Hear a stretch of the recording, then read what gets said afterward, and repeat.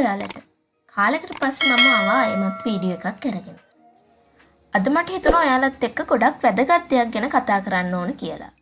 ඕනම භාෂාවක දෙබසක් එහෙමත් නැත්නම් කන්වර්සේෂන් එකක් කියලා කියන්නේ ප්‍රශ්නයක් සහ උත්තරයක්. දෙන්නෙක් හෝ කීප දෙනෙක් අතර සිද්ධ වෙන කතාවක කවුරු හරි ප්‍රශ්නයක් අහනවා තව කෙනෙක් උත්තර දෙනවා. ඉතින් මේකක් තමයි ඩයලොග් එකක් එහෙමත් නැත්නම් කන්වර්සේෂන් එකක් කියලා කියන්නේ. ඉතින් මෙහෙම ප්‍රශ්න අහද්දී අපිට අනිවාර්යයෙන්ම ඕන වෙන වචන සෙට් එකක් තියෙනවා. කවද්ද, මොනවද, කොහෙද, කාටද මේ වගේ. ඉතින් මම අද කතා කරන්න යන්නේ මෙන්න මේ වගේ දේවල් වලට ඉංග්‍රීසියෙන් අපි යොදන යෙදුම් මොනවද කියන එක ගැන. ගොඩක් බරපතල ලොකු වීඩියෝ එකක් නෙවෙයි. හැබැයි ගොඩක් වැදගත් වීඩියෝ එකක්. ඒකින්ද මම ආරාධනා කරනවා ඔයාලට මාත් එක්ක මේ වීඩියෝ එක ඉවර වෙනකල්ම ඉන්න කියලා. හොඳයි. පළවෙනියටම මම තෝරගත්ත වචනේ තමයි what. what කියලා කියන්නේ මොකක්ද? ඔව් what කියලා කියන්නේ මොකක්ද කියන අර්ථය. What is this? මේක මොකක්ද? What is that? ඒක මොකක්ද? What is your name? ඔයාගේ නම මොකක්ද? What are you doing? ඔයා කරන්නේ මොකක්ද? මේ විදිහට මොකක්ද කියන වචනේ පාවිච්චි කරලා අහන්න ඕන ප්‍රශ්න වලට අපිට what කියන වචනේ පාවිච්චි කරන්න පුළුවන්. ඊළඟට who කියලා කියන්නේ කවුද? Who are you? ඔයා කවුද? Who is that? ඒ කවුද? Who knows? කවුද දන්නේ? අපි ඔය කතා කරගෙන යනකොට කියන්නේ කවුරු හරි දෙයක් අහපුවම කවුද දන්නේ අනේ කියලා. ඒ විදිහට කියද්දී අපිට who knows කියන එක පාවිච්චි කරන්න පුළුවන්. කොහොම වුණත් එතකොට ඔයාලට තේරෙනවා who කියලා කියන්නේ කවුද කියන අර්ථය. ඊළඟට where. where කියලා කියන්නේ කොහෙද? Where are you going? ආ කොහෙද යන්නේ? Where is it? ඒක කොහෙද? නැත්නම් ඒක කොහෙද තියෙන්නේ? Where do you live? ඔයා කොහෙද ඉන්නේ? ඔයා කොහෙද ජීවත් වෙන්නේ? Where are you? ඔයා කොහෙද? ඔය චූටි පැටව හැංගුණාම එහෙම හොයාගන්න බැරුව අපිට අහන්න පුළුවන්. මම මේ පුංචි වාක්‍ය ඔයාලට කියලා දෙන්නේ ඔයාලට කතා කරන්න පටන් ගන්න ලේසි වෙන්න. මම මේ වීඩියෝස් පටන් ගද්දි මුලින්ම කිව්වනේ මම මේ කතා කරන්න කියලා දෙන්නේ කතා කරන්න බැරි මයට කියලා.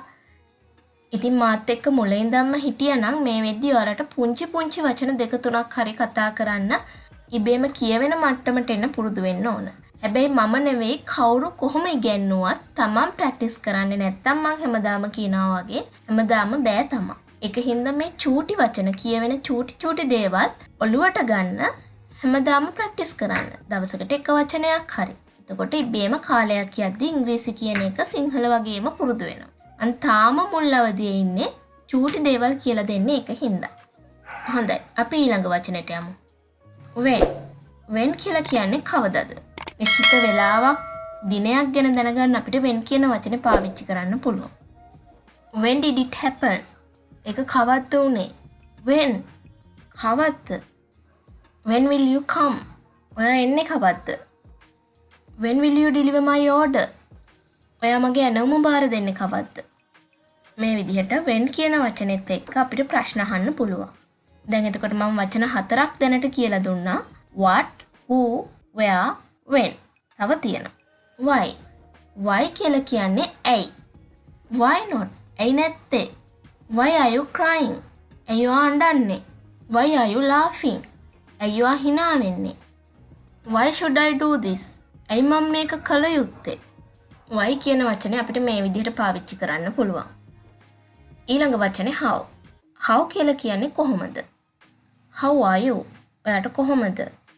how is your job? ඔයාගේ ජොබ් එක කොහොමද? ඔයාගේ රැකියාව කොහොමද? how was your day? අද දවස ඔයාට කොහොමද?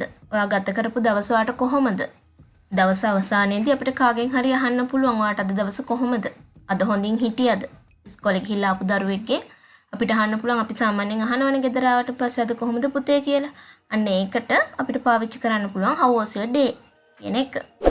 එතකොට මේ ඊළඟ වචනේ how එක්කම තියෙන වචනයක්. how many. how many කියලා කියන්නේ කීයක්ද? how many bottles are there? එතන බෝතල් කීයක් තියෙනවද? how many friends do you have? ඔයාට යාළුවෝ කී දෙනෙක් ඉන්නවද?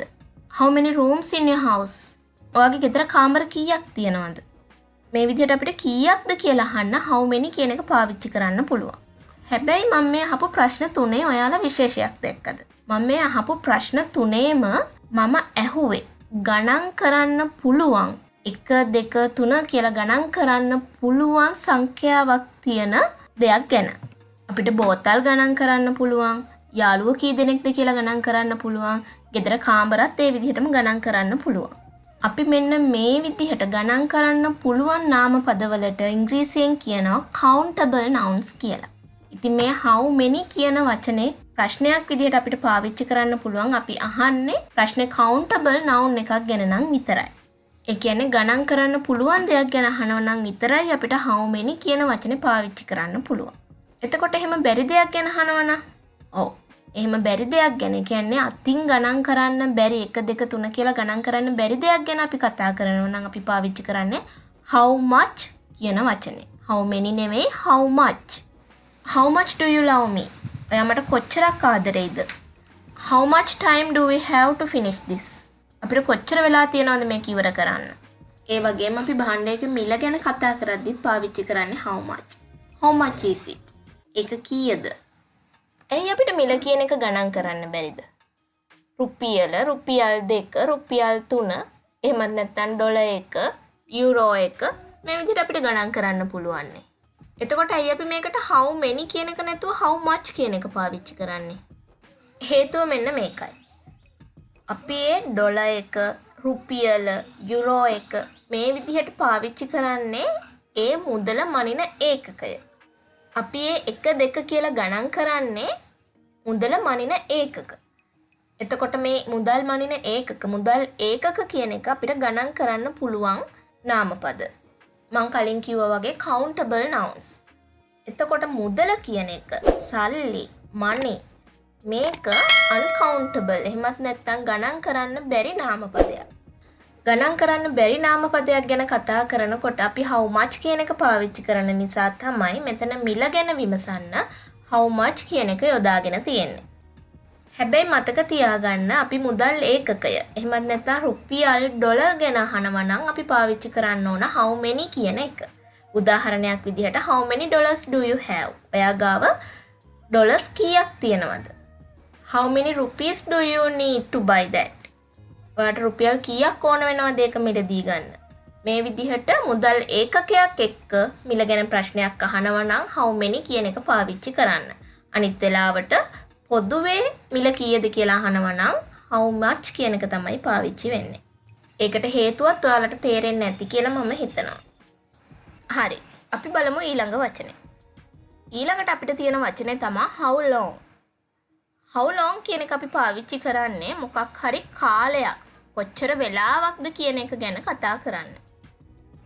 how long do you learn English? ඔයා කොච්චර කල් ඉංග්‍රීසි ඉගෙන ගන්නවද? how long will they stay here? එයාලා කොච්චර කල් මෙහි ඉන්නවද? how long does it take? ඒකට කොච්චර වෙලා යයිද? මෙන්න මේ විදිහට කොච්චර වෙලාවක්ද කොච්චර කාලයක්ද කොච්චර කාලයක ඉඳන්ද කියන එක කතා කරන්න අපිට මේ how long කියන එක පාවිච්චි කරන්න පුළුවන්. ඊළඟ එක මේ විදිහටම how එක්ක යෙදෙන වචනයක් how far. how far කියන එකෙන් අදහස් වෙන්නේ කොච්චර දුරක්ද කියන එක. දුර ගැන කතා කරන්න තමයි අපි how far කියන එක යොදාගන්නේ. how far is the police station? police station එකට කොච්චර දුරයිද? how far can you run? ඔයාට කොච්චර දුරක් දුවන්න පුළුවන්ද? how far will you drive? ඔයා කොච්චරක් දුර drive කරනවද? කොච්චරක් දුර රිය පදවනවද? මේ විදිහට අපිට how far කියන එක පාවිච්චි කරන්න පුළුවන් දුරක් ගැන කතා කරන වෙලාවට. ඊළඟට අපි කතා කරමු මේ වචනේ ගැන. which. which කියලා කියන්නේ කෝකද? සමහර වෙලාවට කෙනෙක්ට පැටලෙන්න පුළුවන් මේක what කියන වචනේත් එක්ක. මේ දෙකේම සමහර වෙලාවට තියෙන සමාන අර්ථයක්. මොකක්ද එහෙම නැත්නම් කෝකද කියන එක සාමාන්‍යයෙන් සමානයිනේ. හැබැයි මෙතන වෙනසක් තියෙනවා. අපි what කියන එක මොකක්ද කියන එක පාවිච්චි කරන්නේ අපිට දෙන්න තියෙන උත්තර පරාසය වැඩි නම්. උදාහරණයක් විදිහට what color do you prefer? ඔයා මොන පාටද වැඩිපුරම කැමති? එතකොට මේකට අපිට ලැබෙන්න පුළුවන් උත්තරය මේ ලෝකේ තියෙන ඕනම පාටක් එයා කැමති පාට වෙන්න පුළුවන්. හැබැයි අපි කඩේකට ගිහිල්ලා මොකක් හරි ඇඳුමක් ගන්න යද්දී ඒකේ තියෙන්නේ කලර්ස් දෙකක් හෝ තුනක් නා. ඒ කියන්නේ අපිට තියෙනවා බ්ලවුස් එකක් ගන්න. ඒකේ පාට තියෙන්නේ නිල් කහ රතුණක්. අන්න එතනදී කවුරු හරි ඇහුවොත් ඔයා කොයි පාටටද කැමති කියලා අපිට දෙන්න තියෙන උත්තරේ මම අර කලින් කිව්ව පාට තුනෙන් එකක්. එතනදී අපිට පාවිච්චි කරන්න පුළුවන් which color do you prefer කියන එක. එහෙමත් නැත්නම් what ඇතුව which කියන වචනේ පාවිච්චි කරන්න පුළුවන්. ඒ කියන්නේ කෙටියෙන් කියනවා නම් මොකක් හරි තෝරා ගැනීමක් අතරින් මොකක්ද කියලා අහනවා නම් අපිට which පාවිච්චි කරන්න පුළුවන්. එහෙම නැතුව අපි පොදුවේ ප්‍රශ්නයක් අහනවා නම් what පාවිච්චි කරන්න පුළුවන්. මං හිතනවා තේරුම් යන්නේ නැති කියලා. තේරුනේ නැත්නම් කරුණාකරලා පහලින් කමෙන්ට් කරන්න මං ආයෙත් කියලා දෙන්නම්. අපි දැන් බලමු which කියන එකත් එක්ක උදාහරණ කීපයක්. Which pen do you want? එයාට කොයි පෑනද ඕන? Which is your one? ඔයාගේ එක කෝකද? මොකක් හරි එක වගේ බඩු දෙකක් තියෙනවා නම් ඒ දෙකෙන් කෝකද ඔයාගේ කියන එක අහනකොට අපිට පාවිච්චි කරන්න පුළුවන් which is your one? ඔයාගේ එක කෝකද? Which is the correct sentence? කෝකද හරි වාක්‍ය? විභාගයකදීම එන්න පුළුවන් මේක. නිවැරදි වාක්‍ය තෝරන්න කියලා එන්නේ. අන්න ඒකට සමහර වෙලාවට which is the correct sentence, which is the correct word, which is the correct picture මේ විදිහට අපිට එක්සෑම් එකකදී එන්න පුළුවන්. හොඳයි. ඒ අපි කතා කරේ ප්‍රශ්නයක් අහන්න. ඉංග්‍රීසි භාෂාවේදී ප්‍රශ්නයක් අහන්න අවශ්‍ය වෙන මූලිකම වචන ටික ගැන. ඉතින් ඔයාලට අදහසක් එන්නේ නැති ප්‍රශ්නයක් අහද්දි කොහොමද මේ වචන කොයි වගේ තැන්වලදීද යොදාගන්නේ කියලා විශේෂයෙන් මම අද කියලා දුන්නා පැටලෙන තැන් දෙක තුනක් which what වගේ ඒවා. ඒවත් ඔළුවේ තියාගෙන පුළුවන් තරම් දවසකට මම හැමදාම කියනවා වගේ වචනයක් දෙකක් තමන්ගේ ශබ්දකෝෂයට එකතු කරගන්න. අවසානයේදී ඔයාලටත් නොදැනීම ඔයාලා වචන ගොඩක් දන්න ඉංග්‍රීසි කතා කරන එක අමාරු නැති පුද්ගලයෙක් බවට පත් වෙලා ඉඳී. හොඳයි. ආයමත් වීඩියෝ එකකින් හම්බ වෙනකල් ඔයාලා හැමෝටම සුබ දවසක්.